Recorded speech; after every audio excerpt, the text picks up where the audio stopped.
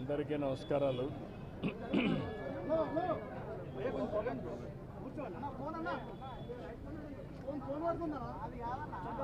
కొద్దిగా జరుపుకోండి మా తమ్ముళ్ళు, కొద్దిగా జరుపుకోండి.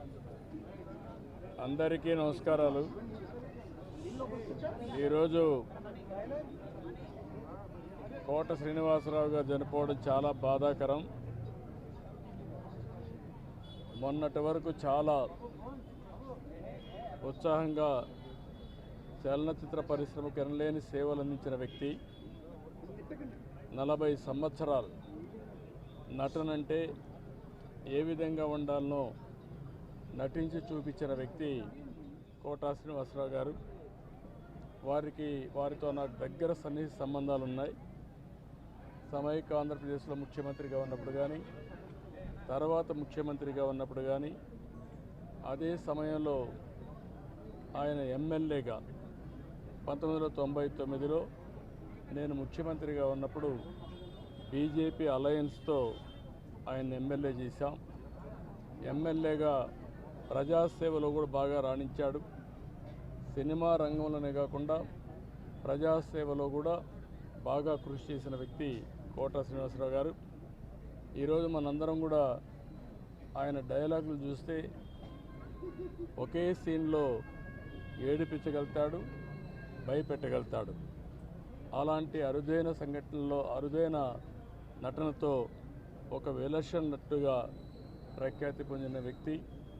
ఒక తెలుగే కాదు, తమిళ్, కన్నడ, హిందీ అనేక సినిమాల్లో 750 సినిమాల్లో నటించినటువంటి వ్యక్తి కోట శ్రీనివాసరావు గారు.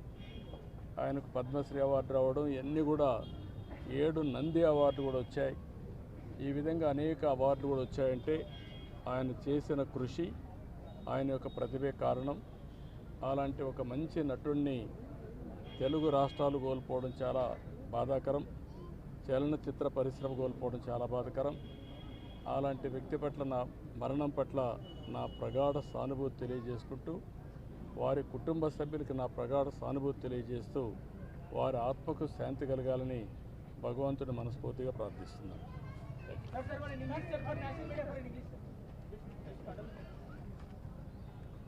కోట శ్రీనివాసరావు గారు is a great actor. Nobody can compensate his death, replace him. He worked for the last 4 decades. He acted 750 films.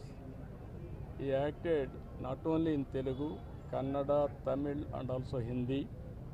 He had a track record of acting in films, nearly 750 films. He got 7 Nandi Awards, and also he worked as MLA also for 5 years. I was very happy to associate with him as public representative. When I was CM, he was MLA. He has done tremendous public service at that time. Today, we are all unable to digest his death. Anyway, he has done extremely well for the welfare of the people, and also he contributed for the Telugu film industry and other film industry also. I pray God to give him his soul in rest, and also I pray God to console their family members, to recoup and move forward. It is a destiny nobody can escape. Thank you.